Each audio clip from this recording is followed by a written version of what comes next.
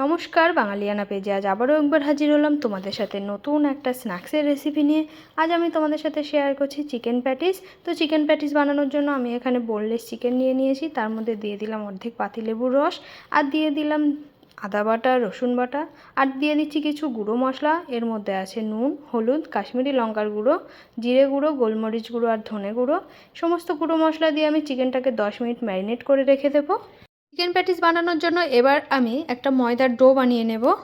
নিয়ে নিয়েছি একটা পাত্র, পরিমাণ মতো ময়দা নিয়ে নিয়েছি। তার মধ্যে সামান্য নুন আর সাদা তেল দিয়ে অল্প অল্প জল দিয়ে আমি একটা ময়দার ভালো ডো বানিয়ে নেব।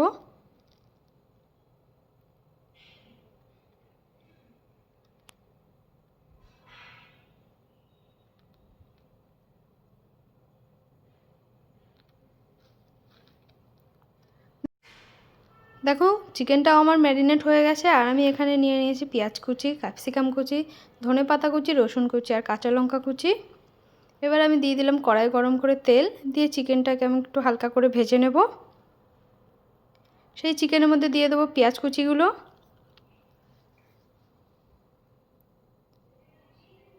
এবার দিয়ে দেবো রসুন কুচি,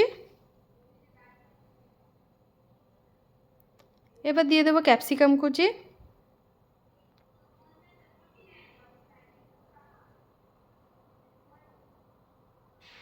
দিয়ে দিলাম সামান্য পরিমাণে টমেটো সস আর সয়া সস।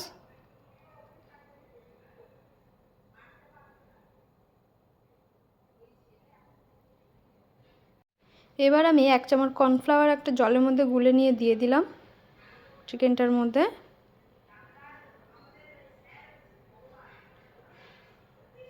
চিকেনের পুরটা আমার রেডি হয়ে গেছে। এবার আমি প্যাটিসটা রেডি করে নেব।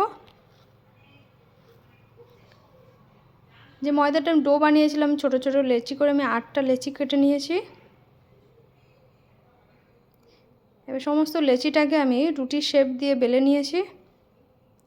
নিয়ে নিলাম সাদা তেল, এবার তার মধ্যে দিয়ে দিলাম 3 চামচ কর্নফ্লাওয়ার।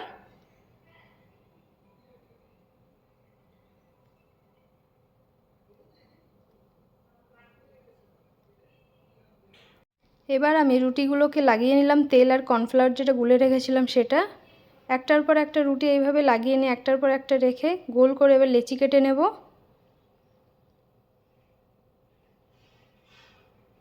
দেখো লেচিগুলো আমি কেটে নিয়েছি।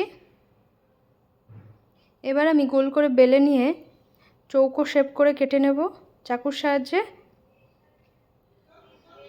আরেকটা জলের মধ্যে গুলে নিয়েছি আমি কর্নফ্লাওয়ার, দিয়ে দিলাম প্যাটিসের পুরটা।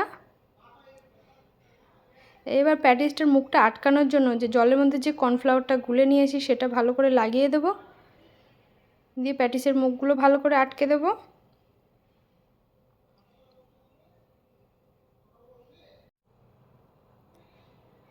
দেখো মোটামুটিভাবে আমি শেপ দিয়ে তৈরি করে নিয়েছি চিকেন প্যাটিসগুলো।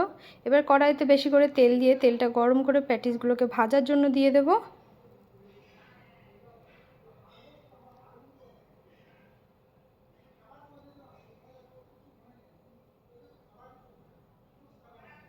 এইভাবে তেলের মধ্যে উল্টে পাল্টে ভালো করে ভেজে নিলে তৈরি হয়ে যাবে আজকে চিকেন প্যাটিস।